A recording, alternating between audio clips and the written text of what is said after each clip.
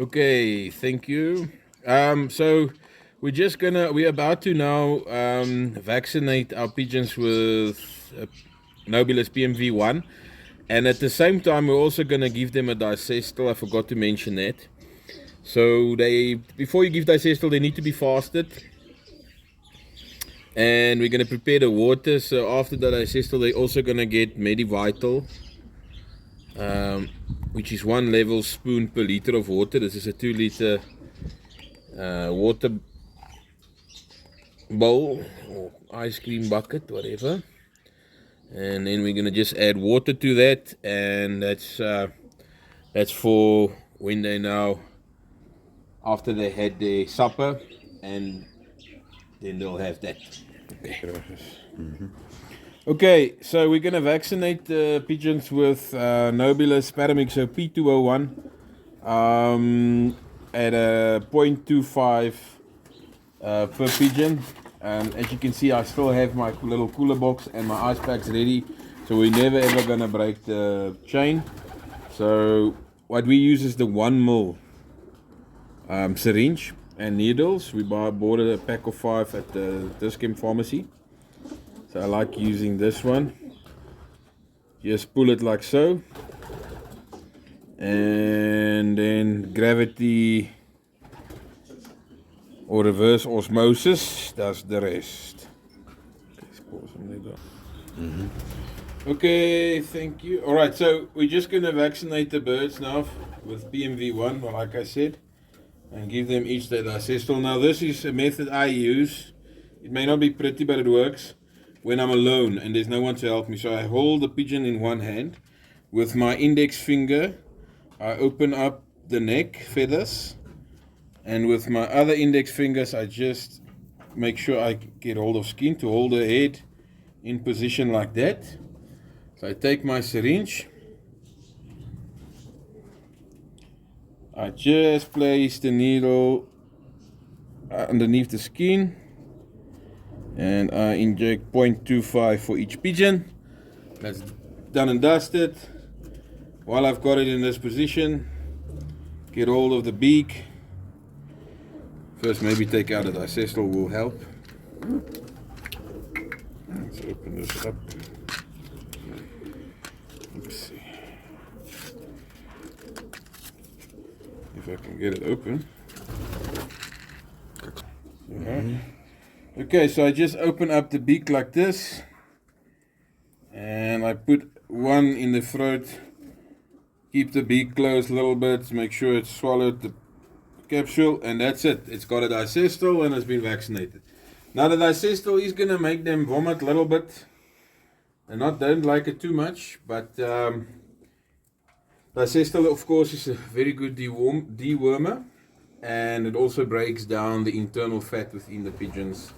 But for this sake of this, we're just making sure we're getting rid of all the internal parasites, the lintworm, the roundworm, and all the other internal parasites. The Medipet dicestal will take care of. Okay, everyone, so thank you. So like I said, we're busy now vaccinating the birds against Paramyxo and giving them their dicestal. So I'm gonna be in and out grabbing the pigeons and making a video at the same time. So I'll be in and out of the screen, so hope that doesn't bother you too much. But I don't want to bore you with each and every pigeon that I will vaccinate. So while I'm vaccinating and giving them the dicestals, I want to speak about something that seems to have been a problem of late, and that's the losses of the pigeons that we've actually been experiencing. We basketed our pigeons for the Viljoenskroon, for the what is the place called? Vredefort Toss on the Union truck. I'll probably put a little in the little video on as well. And we spoke to the guys, and there were so many of our fellow fanciers in this union and other unions that has this year experienced such enormous and unusual amount of losses in terms of the pigeons. So which is quite unusual. We all have losses every year. It's part of the normal pigeon game that you do lose pigeons. You don't get to keep all the pigeons that you do breed. They do get lost, but the amount of pigeons that got lost this year seems to be over the top and extreme. Hey. Yeah, and it's, no one seems to be able to explain why that is. Now I've got a few ideas. I've got a few hypotheses regarding why and how we lost the amount of pigeons that we actually did lose. And I've got three main theories regarding that, and that's what we're gonna speak about now. And please help me out. Comment in the comment section, if you agree with me, if you've got another theory or that you've heard of something that I might not heard of. But these are my three, and we're gonna chat about it a little bit. So the first theory I've got is what is happening with our birds. Why are we losing the amount of birds that we are losing? Is the geomagnetic activity that we've been experiencing of late, or not the geomagnetic, but the solar geomagnetic activities, also known as the sunspots. And we all know that it's been known for a while that the sunspots or the solar flares seems to have a negative effect on our pigeons and their ability to navigate, and that seems to have also happened now. But everyone always talks about sun flares and sunspots, but no one seems to talk about the fact, how exactly does that affect the pigeons' homing ability, and why does that cause them to go missing? And I think the first thing that we need to understand in terms of the sunspots or the solar flares is to know exactly what a sunspot is. And then we'll look at how that affects the pigeon's homing ability. So a sunspot essentially is an area of the sun, and they divide it into quadrants. So certain areas of the sun's got high solar activity, high radiation activity on the actual surface of the sun. So the surface of the sun always has magnetic activity, magnetic fields, immense amounts of energy that gets produced by the sun, needless to say. And at times, deep beneath the sun, energy gets released from the sun. And just an interesting fact, some of the energy that gets released from the sun takes about 36,000 years to get from within the sun to the surface, where it then gets expelled by the sun in the form of heat and light. Once it hits the surface of the sun, it takes 8 minutes to get to Earth, as we know, because that's the speed of light. So it's around 299,997 kilometers per second. How's that for a velocity? Now I know this is not a geography class, and I don't want to bore you or pretend like I'm intelligent enough to understand these things fully, but so when a sunspot occurs, it's these areas of heightened activity or energy on the sun's surface. These solar flares then gets released. It's like a bubble that pops of energy, of plasma that gets popped, and that then travels towards Earth at the speed of light. Like I said, light takes about 8 minutes to reach the Earth from the sun. And once it hits the stratosphere of the Earth, the outer atmosphere, it interferes with our own magnetic fields. And remember, the magnetic field of the Earth is created because we have an iron core within the Earth. and it spins at nearly more than it's more 1,800 kilometers per hour, and that creates a magnetic field around the Earth, our natural magnetic field. So what happens with the sunspot? That immense amount of energy then interferes with our magnetic field, and it distorts our magnetic field. So imagine you throw a pebble into a pond.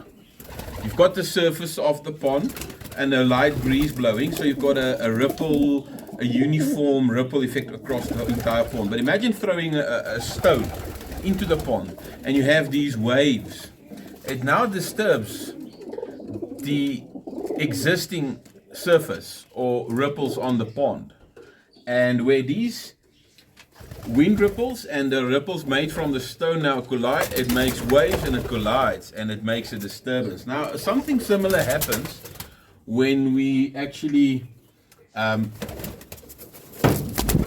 when the surface of the Earth's magnetic sphere gets interfered like that. And that's also the source of our aurora.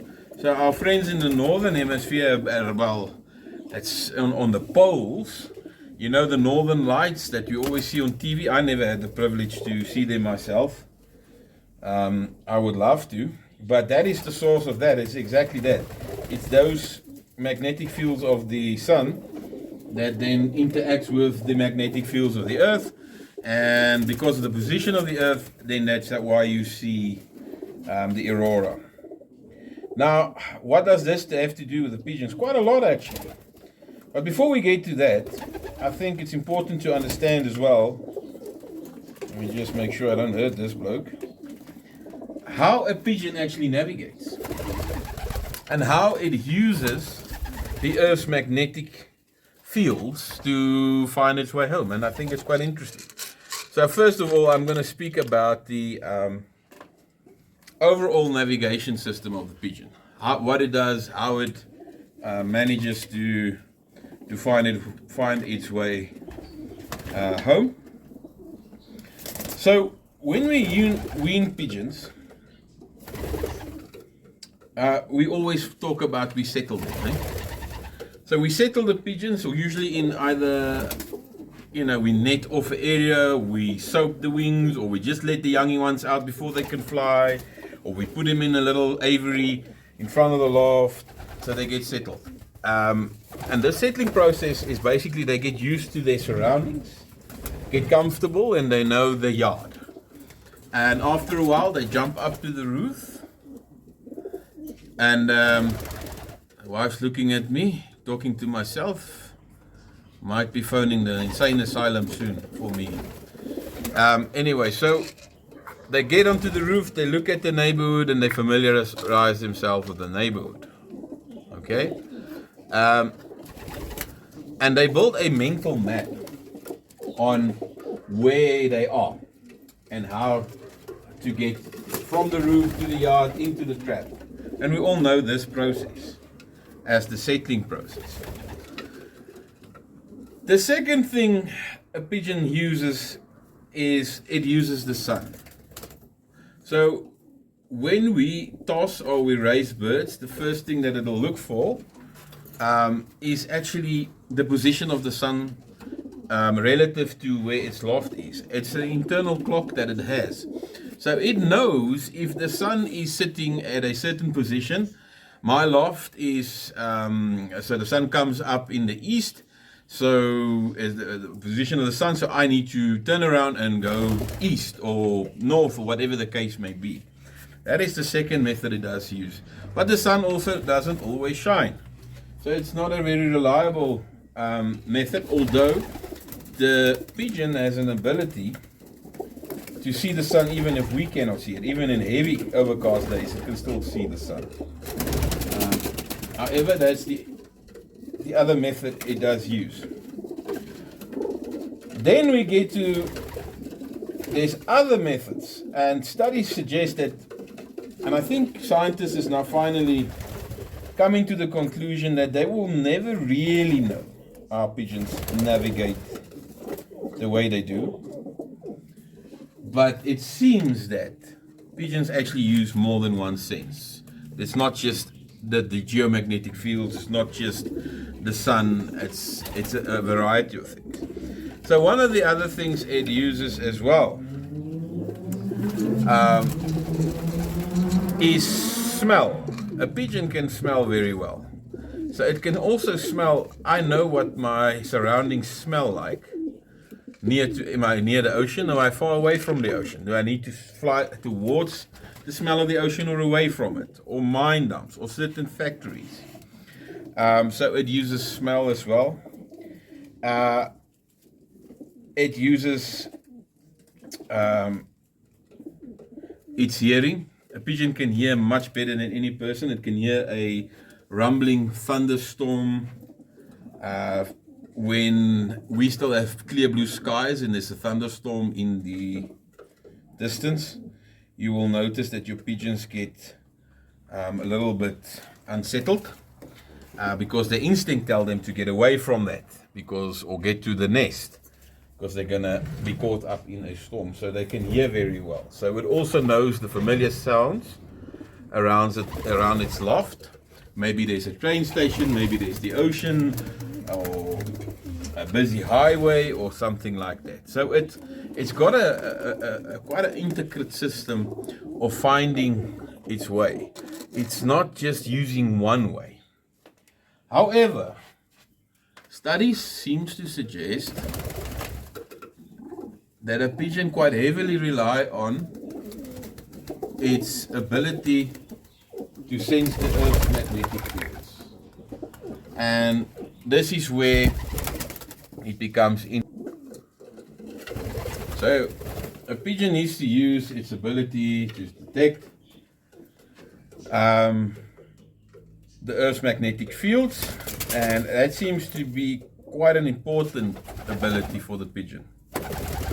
To be able to find its way home. And this is the first theory that I'm speaking about, how it fits in with our pigeons. So we need to understand, how does a pigeon actually detect this magnetic field? The first thing, it is in its beak. I won't say it's born with, but it develops at the upper side of the beak. If I can lift up this little guy here, right beneath the wattle, at the top beak, right underneath the skin. If you have to cut that open and look under a microscope, you're going to find little crystals there. They call it magnetite. Now, magnetite is basically ionized crystals, natural magnets. It's the same stuff our fridge magnets are actually made of. They've got these little crystals in their beaks. And what they do, those magnetic crystals, or those magnetite, actually allows them to sense the magnetic earth or the magnetic fields. But it's not a magical sense that they kind of have this feeling that they fly towards. They perceive the magnetic fields. They actually literally see the magnetic fields. Now, magnetic fields, they see it in blue light. So it's about the scattering of blue light in the atmosphere that they actually sense. And the structures that they use to see these magnetic fields.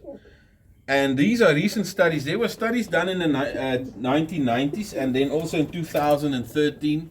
I'm not going to reference all of these studies now. All of you science fundies that would like to go and read these studies yourself, just give me a private message or in the comments, then I can send you all the references and articles and studies that has been done. But anyway, there's an actual protein within the eye of the pigeon. It's called a C4 protein or retina protein. So within the retina, a pigeon has certain proteins in its eye that makes it very sensitive to blue light. thousands of times more sensitive than us humans. And they find this obviously not just in pigeons, but especially in all migratory birds, such as robins, swallows, and those kind of things, animals. And especially in the robin, it seems to be especially sensitive. So it literally sees the magnetic field of the Earth in shades of blue. So maybe towards the west, it will see a lighter shade of blue. And towards the east, they will see a darker shade of blue. And they know from experience and where they're coming from that in my area, I need to fly towards this intensity of light. And this might also explain why pigeons are not fond of flying at night. Although some have been known to fly at night. And that is something that might have to be looked at. So perhaps those pigeons are so sensitive to the blue light that they can even perceive that during the evening, and they can navigate home in the pitch black darkness. So they see literally the magnetic fields of the Earth in shades of blue. So what happens now when we get these solar flares? I believe when the solar flare heats and it interacts with our magnetosphere of the Earth and it distorts it in a way, it changes the way it sees the magnetic fields. The colors are off. So in its mind and from its experience and by memory, it knows that its home should be towards, let's call it, the light blue area of the map. And it flies towards that area. And it flies for a few hundred kilometers perhaps at times before the magnetic fields settles and return back to normal. The pigeon then finds itself a long way from home and confused and tired, and it does so in the process then gets lost. So what can be done about it? So I think it's very important to remember that the magnetite, this is just me being a pseudoscientist. I'm not an expert by any means, so entertain me, but this is my hypothesis. I think if magnetite exists within the pigeon's beaks, is it not safe to say that it's not born with that, but it's the supplements that it does take in, the iron content, also affects the amount of magnetite in its beak? So if we breed our youngsters when they are babies and we do not allow them to have enough minerals and grits and iron supplementation, is it not feasible to say that perhaps, even though in all other areas of the build and the feathering and everything it's fine, maybe it doesn't have enough magnetite in its beak and we create a weakness? So maybe we should look at the type of grits and minerals we give to make sure that the pigeon actually has the necessary building blocks in terms of to build a magnetite. I think that's the first thing. What's the other thing that we then can do? And secondly, I think we need to allow the birds to mature for as long as possible. As of late, we are moving up the racing season every year quicker and quicker and quicker. Or we're moving it, we're now racing in the middle of May. When I look at the old records, we used to race pigeons the second week in June, or maybe at the earliest the first week in June. Some unions maybe only at the end of June.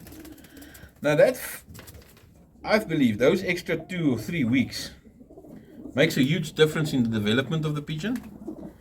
Its ability to go through the mold properly, develop its senses. It gives the fancier time to toss the birds a bit slower, don't have to jump so hugely from distance to distance to race around the clock, even while the pigeons are still molting, because the race is due in 2 weeks. The same situation I'm in at the moment. Perhaps we need to look at maybe moving up the season over 2 weeks again. Everyone is so very concerned about the heat and we're going to lose pigeons because of the heat on the long distance. But everyone seems to forget how many pigeons are we actually losing prior to the season because we're so hasty. We are losing much more pigeons because we are pushing the race program backwards. Look at the COVID year. No one lost pigeons, or very few pigeons was actually lost in 2020 because we started later and we had more time to toss the birds. And we couldn't toss the birds even, but they had more time to mature. That's something to be said. That's the first thing that we need to maybe look at. The other factor that we need to consider is with the, now especially with the magneticism and the magnetic fields of the earth. Everyone puts the eye sign guys down, and I'm one of them. I don't use eye sign on selection. I know nothing about eye sign or anything of that. I've never, for me, eye sign was always similar to reading tea leaves or tarot cards, Ofro stories, superstitions. The Dutch and the Belgians don't even have a word for eye sign. And many of the great champions will tell you it's a bunch of bull. And maybe it is bull. However, perhaps, just perhaps, because there are these proteins in the retina that it used for navigation, and the areas, there's two areas, they call it the C1 and the C3 area. I'm not going to bore you with that. But it happens to be the exact same structures the eye sign people look at. When they talk about the rich eye and the mountains and the richness and all the structures and texture in the eye. The other part is just what they will call the inner circle. Those proteins are found as well. So just maybe they have something there. Maybe there's something based in science that's not yet actually fully explored. And these proteins, this discovery was actually just made recently and proven to be true in 2013. So it's not a very old thing. It's quite a recent thing that we might have to look at. That perhaps we need to start, for the homing purposes of the pigeon, look at those proteins and how it develops and what it looks like in the structure of the actual eye. So in a nutshell, when it comes to the navigation through the Earth's magnetic fields, two things to remember. It sees the magnetic fields in shades of blue light. It uses this retina protein to perceive those magnetic fields, and also with the magnetite. And the pathway between the magnetite, its nervous system, and the eye and the brain needs to be clear and well developed so it can perceive it well. That's why some of the old toppies, when they pull the beak, they say also the eyes needs to be above the beak. But it seems to be based in science actually. And I'm getting more and more respect for the old toppies, because that seems to be making sure that the pathways are aligned and structurally correct for these things to happen. Again, this is just my hypothesis. The real clever people and educated people might be sitting there laughing their asses off at me, and I don't mind to be educated, because I can only be a fool for a little while until I know the answers. But this is what I think. So that is in terms of that. And I think we did have a bit of thermal activity the last few weeks. And on the 27th and the 26th of April, there was a bit of thermal activity around, and it caused us a bit of problems. And in our hemisphere, the solar activity seems to die down a little bit towards June, after the solstice, after 21 June. You'll find, and you'll check your own records, I guarantee you'll find that you lose very few pigeons after 21 June, if any, other than injury or birds of prey and so forth. That's just something to consider. Then the second thing I want to discuss is when we do lose these pigeons, whether it's for whatever reason, geomagnetic, solar activity, whatever, where the hell does the pigeons go to? That's the mystery. We every now and then, I mean now recently in our union, sorry baby, we lost so many pigeons. Hundreds, if not thousands of pigeons in only the Gauteng area. I'm not sure about the other provinces. And if you look at the groups that report pigeons, a very small fraction of those pigeons actually gets reported. I've got one in my loft as we speak. I found it this afternoon, I reported it to the owner, and he's coming to pick up the bird. But there's such a small number of those pigeons actually being reported. So where do they go? I've only ever once in my entire life, and I'm lying, twice, seen a feral pigeon with a band ring on it and an electronic ring. So that has happened. They do go feral. I've seen it in Rosebank, where I used to work near Parktown. Not Rosebank. I used to work in Parktown some years back. And there was a group of feral pigeons close to my work, and I used to feed them at my lunchtime. And there was this one feral mealy bird amongst them that had a band ring, and he still had his electronic ring on it. I always tried to catch him to find its owner, but he had experience with human beings, and he had enough, and he became feral. The other place I saw it was at Denny's Mushrooms, where it's a popular place where we in Krugersdorp and surrounding areas toss our birds for the first toss, many of us. There is a group of pigeons there close by, near a farm called Appelgrein, where there's a flock of them. And amongst that flock, there is, I would say, about 10 or 11 that I've seen with pigeon bands on that go feral. But pigeons don't go feral. They don't know how to survive in the wild. They were not bred for that. So where do the pigeons go? So my suspicion is, I think some of them,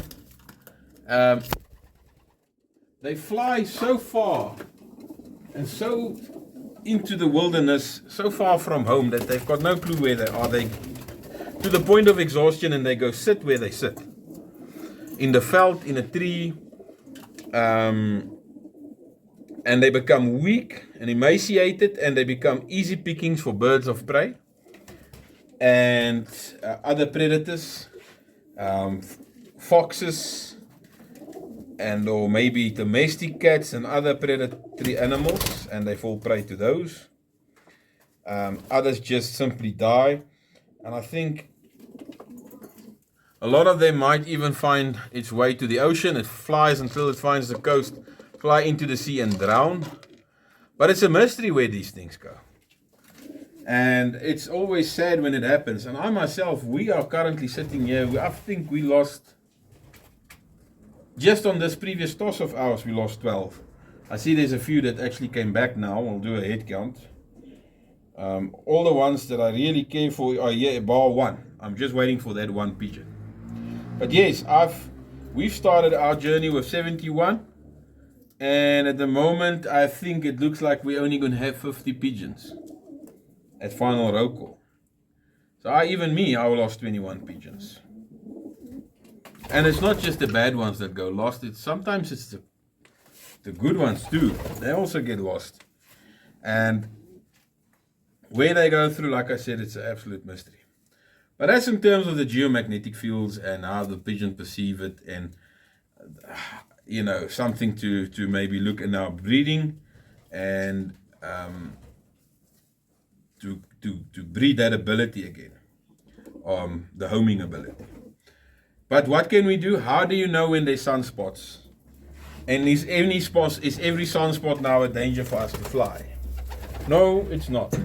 Because within the season, when you have your race program, all the unions, no one ever stops a race because there's going to be sunspots. They stop it for rain, they stop it for fog, they stop it for heat, they stop it for extreme winds, but no one ever looks at space weather. And the journey carries on, eh? But you can look, there is a site, but I go look at the SA spaceweather.co.za. There are many apps that you can use that will tell you whether or not there is sunspots.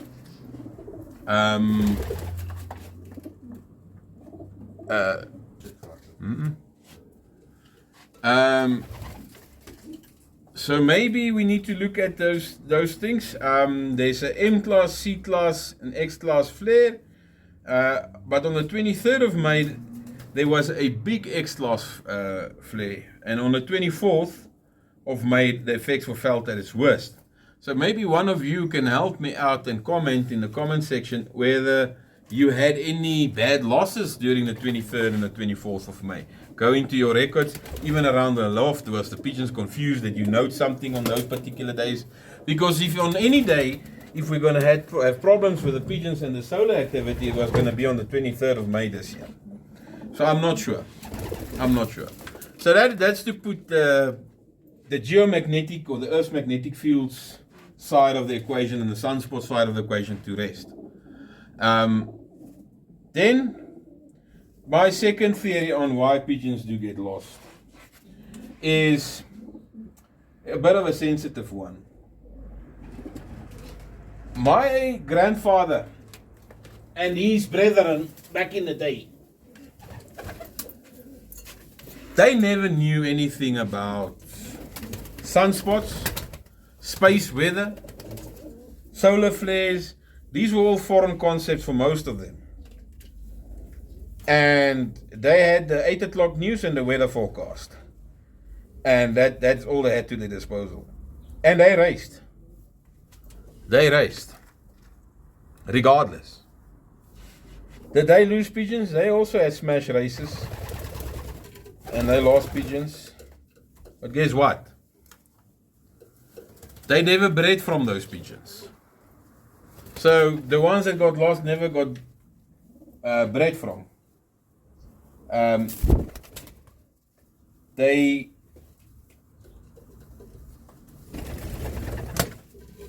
Sorry, I'm just checking this bird's pushing back the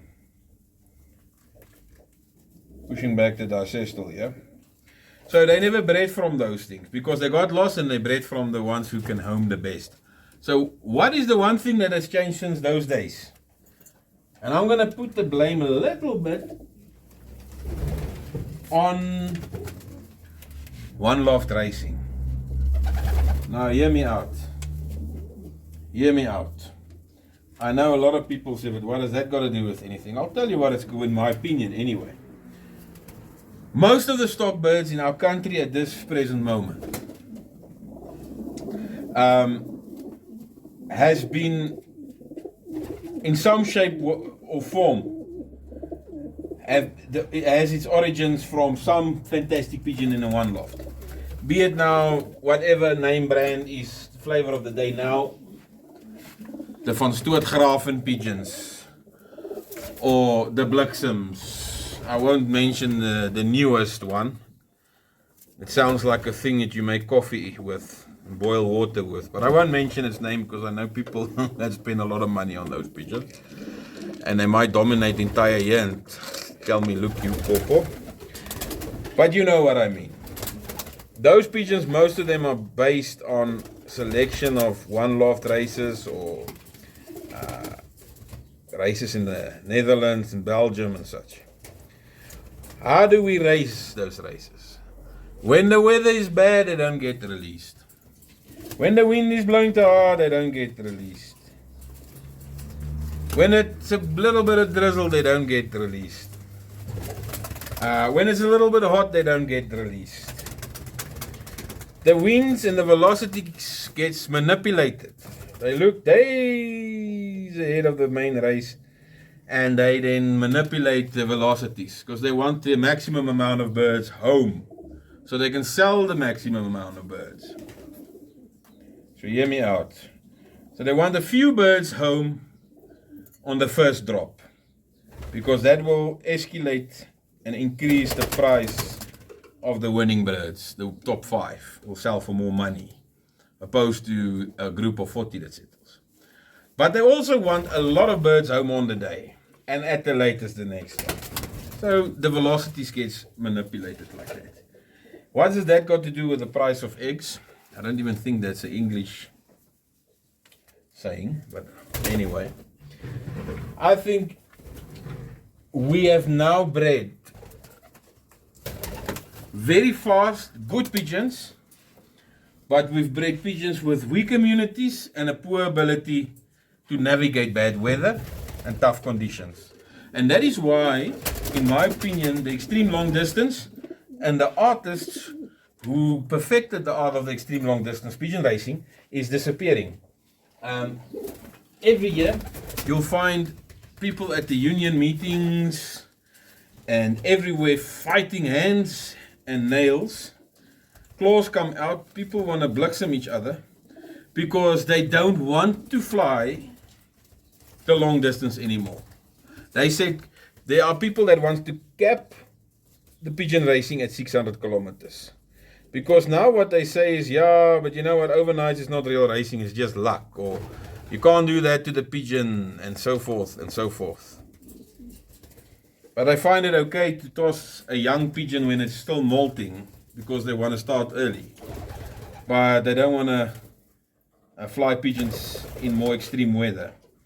So we are not selecting or breeding our stock birds anymore from those kind of caliber pigeons that can take those conditions. Be it they might be a little bit slower, and they might not win a one loft race, a 600 or a 550, but that homing ability, the ability to use not just one sense to get home, but a combination of many, has been lost due to the way we structure our races, and we select from the so-called one loft wonders.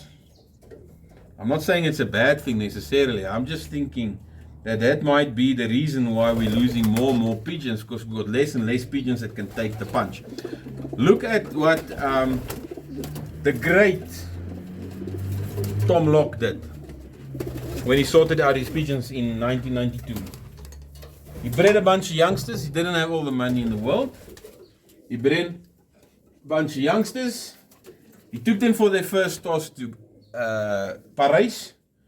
They flew from Paris to Boksburg on their first flight. He lost 2/3 of them. The ones who came in is the ones who became legendary in his loft. The ones that didn't return, obviously, was never part of the plan. He closed the loft off and there was a cut-off, and that's it. And he forced them himself to only breed and race from that point on out with the very best. And I think the rest is history. Kyk nou, wat doen jy? This thing nearly decapitated itself here. So maybe that's something to consider. Are we not slowly breeding pigeons that's very fast, but also very weak? A generation of pigeons. Maybe we need to bring some of those tough races back, and some of those tough pigeons back, and we'll put that into our gene pool again, and maybe we will have a few less losses. So that's just my opinion on the second factor, that I think we are actually losing so many pigeons.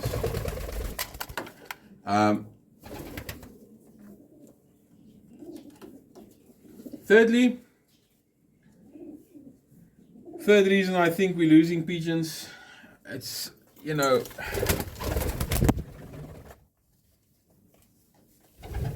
I do think it boils down to luck as well. Some years are worse than others, and some things will remain a mystery. Pigeons is and has always been mysterious creatures. We still have all these hypotheses of how they navigate, but no one is 100% sure quite yet.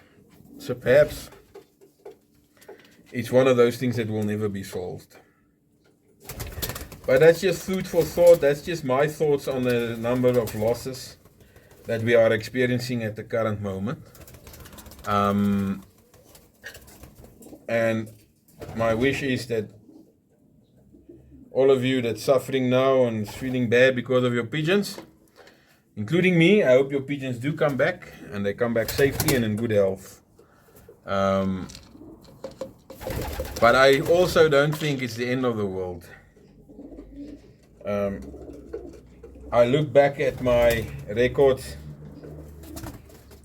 in my books from 2016 this afternoon, right up until 2022 or 2021 when I last flew. And it seems like the number for my loft is 60 birds total. One year I bred 150 babies. I still ended up with 60 birds, of which only 2 or 3 actually were very, very good. So perhaps that's just nature's way of the birds sorting themselves out. You know, when they get lost and they find somewhere else to live. I don't know. It's crazy. I mean, there are stories of whales beaching themselves. There are stories of wildebeest jumping over a cliff. I mean, animals can be mysterious, but maybe that's just nature's way of creating balance. I don't know. But it seems like maybe we shouldn't overcrowd our lofts too much. And that might be part of the reason we are losing birds. Anyway,